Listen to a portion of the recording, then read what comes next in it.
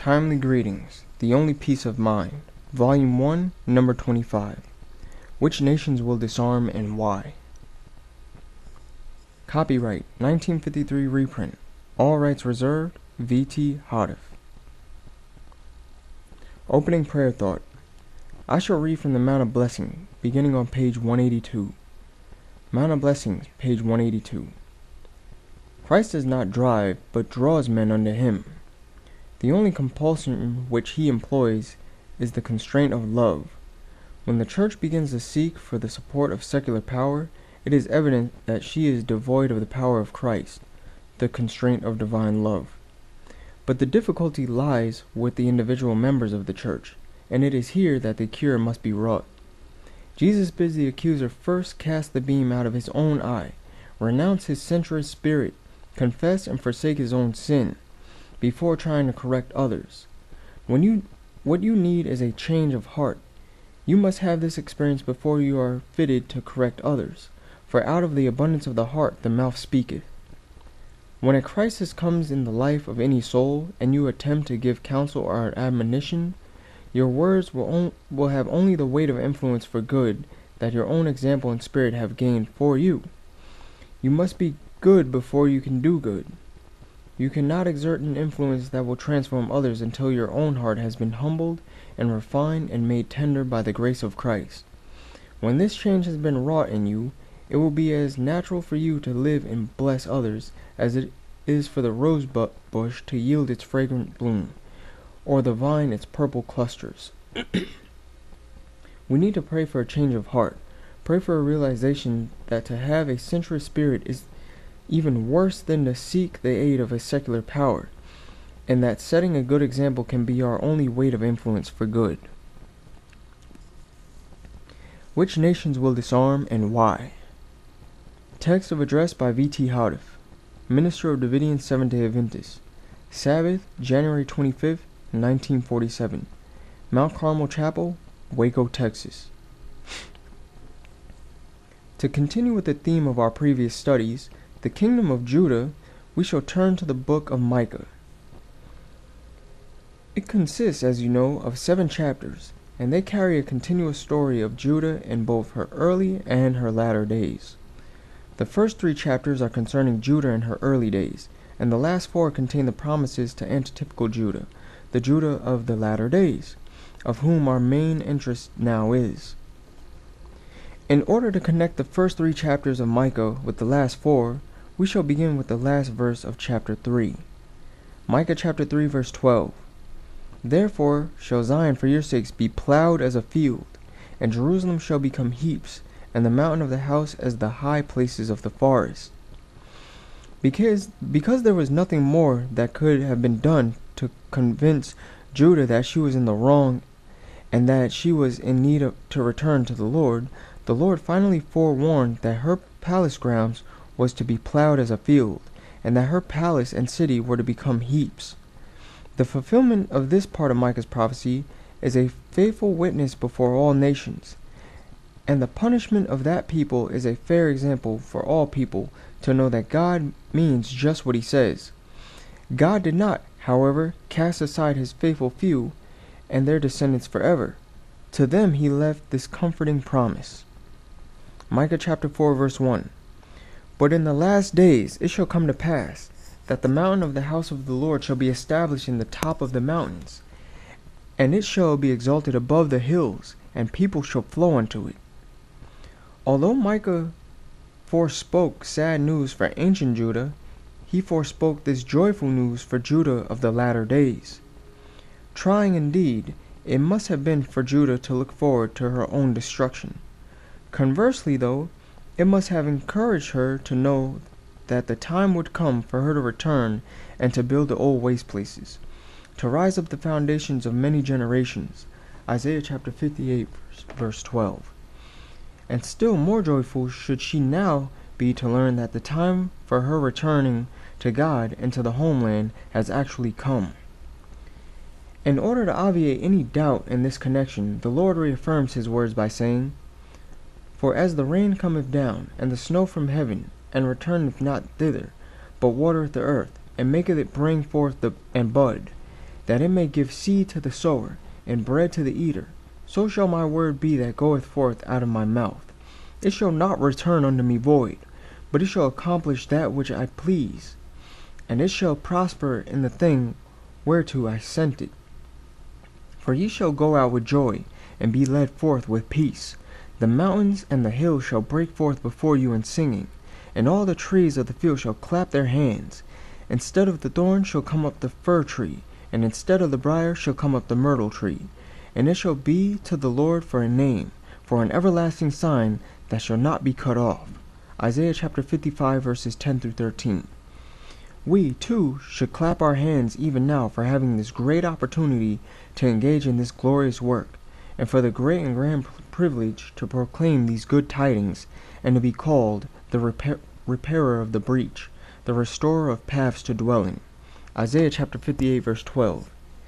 Indeed, these are the good tidings of peace that the prophet Nahum forespoke. Nahum chapter 1 verse 15. When the kingdom of Judah is reestablished, then it is that the scripture is fulfilled. Micah chapter 4 verse 2. And many nations shall come and say, Come, and let us go up to the mountain of the Lord, and to the house of the God of Jacob, and he will teach us of his ways, and we will walk in his paths. For the law shall go forth of Zion, and the word of the Lord from Jerusalem. Sing and rejoice, O daughter of Zion, for lo, I come, and I will dwell in the midst of thee, saith the Lord. And many nations shall be joined to the Lord in that day, and shall be my people, and I will dwell in the midst of thee. And thou shalt know that the Lord of hosts hath sent me unto thee. And the Lord shall inherit Judah his portion in the holy land, and shall choose Jerusalem again. Be silent, O all flesh, before the Lord, for he is rised up out of his holy habitation. Zechariah chapter 2 verses 10 through 13. And the Gentiles shall come to thy light, and kings to the brightness of thy rising. Lift up thine eyes round about, and see, all they gather themselves together, they come to see. Thy son shall come from afar, and thy daughter shall be nursed at thy side. Then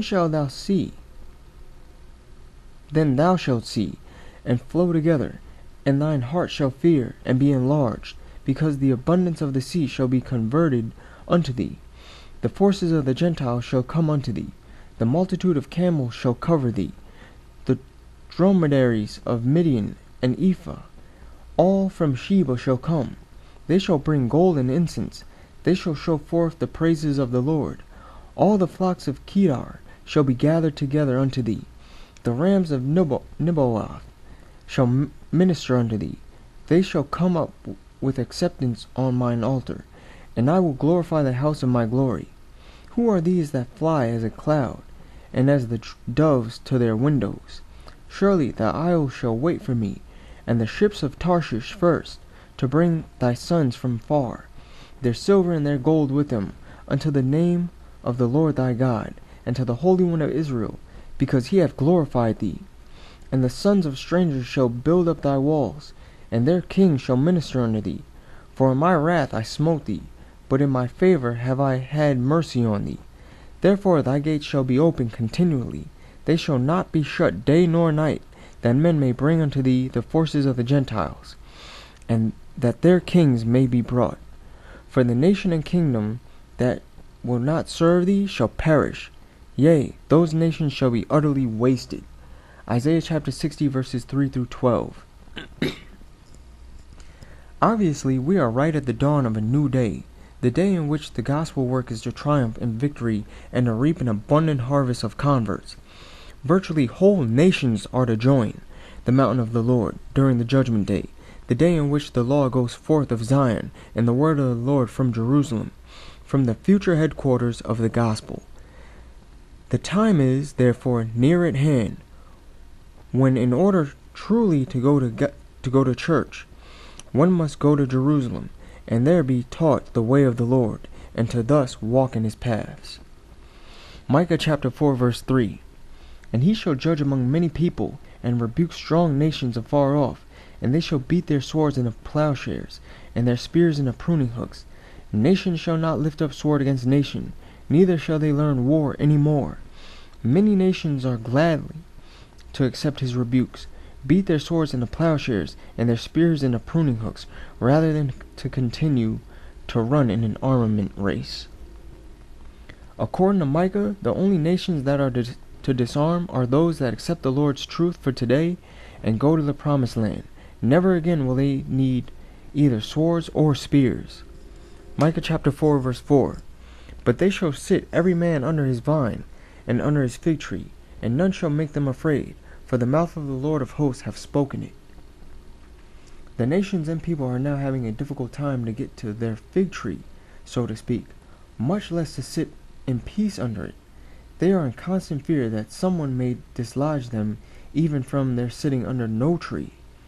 Consequently, they will try to protect their rights or unrights by beating their plowshares into swords and their pruning hooks into spears. Joel chapter 3 verse 10. And so, judging their own strength by their war preparations, even the weak will say, I am strong. But it shall not be thus with those nations which join the people of the kingdom of the Lord. They will not need to trust in their own strength, for they shall have the Lord's protection. Each shall comfortably and securely sit under his own fig tree, knowing that no one can possibly push him away from under it. This is to be so, for the mouth of the Lord hath spoken it. Micah chapter 4 verse 5. For all people will walk, every one in the name of his God, and we will walk in the name of the Lord our God forever and ever. Those outside of the kingdom that the Spirit of God cannot convince of their error will continue to walk in the name of their false gods, but the people in the kingdom will walk in the name of the Lord our God forever and ever. Micah chapter 4 verse 6 and 7.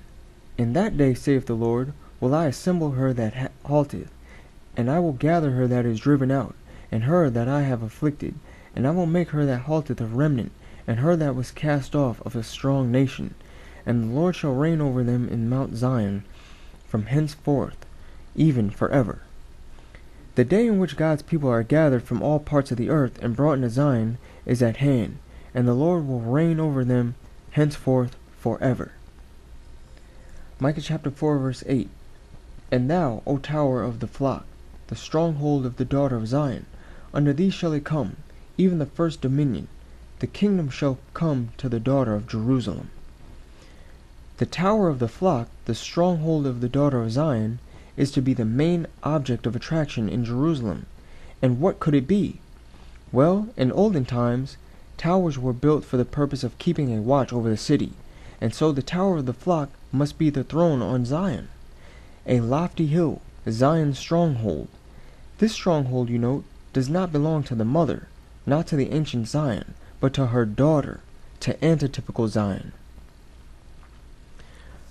Micah chapter 4 verse 9 and 10. Now why dost thou cry aloud? Is there no king in thee? Is thy counselor perished? For pangs have taken thee as a woman in travail. Be in pain and labor to bring forth, O daughter of Zion, like a woman in travail. For now shalt thou go forth out of the city, and thou shalt dwell in the land, and thou shalt go even to Babylon. There shalt thou be delivered. There the Lord shall redeem thee from the hand of thine enemies. These two verses take us back to the time when the faithful of ancient Judah cried out as they saw themselves about to be dispersed among the nations.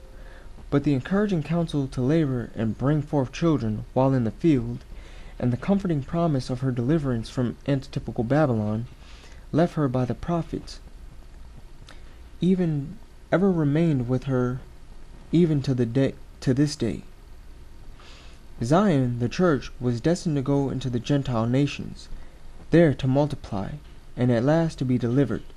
These good tidings, now just before the gathering begins, the Lord wants us to proclaim far and wide, saying, Hear the word of the Lord, O ye nations, and declare it in the isles afar off, and say, He that scattereth Israel will gather him, and keep him, as a shepherd doth his flock.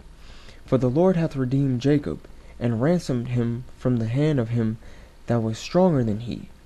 Therefore they shall come and sing in the height of Zion, and shall flow together to the goodness of the Lord, for wheat, and for wine, and for oil, and for the young of the flock, and of the herd, and their soul shall be as a watered garden, and they shall not sorrow any more at all. Jeremiah chapter 31 verses 10 through 12. Micah chapter 4 verse 11 and 12. Now also many nations are gathered against thee, that say, Let her be defiled, and let our eye look upon Zion. But they know not the thoughts of the Lord, neither understand they his counsel. For he shall gather them as sheaves, he shall gather them as the sheaves into the floor. Micah chapter 4 verse 13. Arise and thresh, O daughter of Zion, for I will make thine horn iron, and I will make their hoofs brass, and thou shalt beat into pieces many people, and I will consecrate their gain unto the Lord, and their substance unto the Lord of the whole earth. Not the daughter of Jerusalem, but the daughter of Zion is to do the threshing, and she has the promise of an iron horn, divine power, the kind that does not break. Moreover, she is promised hoofs of brass, a special and distinct message by which to beat in pieces many people. That is, she is with it to thresh and select the wheat from the chaff. I then saw the third angel, said my accompanying angel. Fearful is his work, awful is his mission. He is the angel that is to select the wheat from the tares, and seal or bind the wheat for the heavenly gardener. These things should engross the whole mind, the whole attention. Early Writings, page 118. For behold, the Lord will come with fire, and with his chariots like a whirlwind, to render his anger with fury, and his rebuke with flames of fire. For by fire and by his sword will the Lord plead with all flesh, and the slain of the Lord shall be many. Isaiah chapter 66 verses 15 and 16. This is the first separation. And I will set a sign among them, and I will send those that escape of them unto the nations, to Tarshish, Pul, and Lud, that draw the bow to Tubal and Javan, to the isles afar off, that have not heard my fame, neither have seen my glory. And they shall declare my glory among the Gentiles, and they shall bring all your brethren for an offering unto the Lord out of all nations, upon horses, and in chariots, and in litters, and upon mules, and upon swift beasts, to my holy mountain Jerusalem, saith the Lord, as the children of Israel bring an offering in a clean vessel into the house of the Lord. Isaiah chapter 66 verse 19 and 20. Those that escape from the slaying of the Lord, you note, are sent to the Gentile nations that are to proclaim them the Lord's fame and his glory, and also to bring all their brethren, all that can be saved, to the house of the Lord. From this you can plainly see that those who escape must be the first fruits, the 144,000 Jacobites. Revelation chapter 14 verse 4.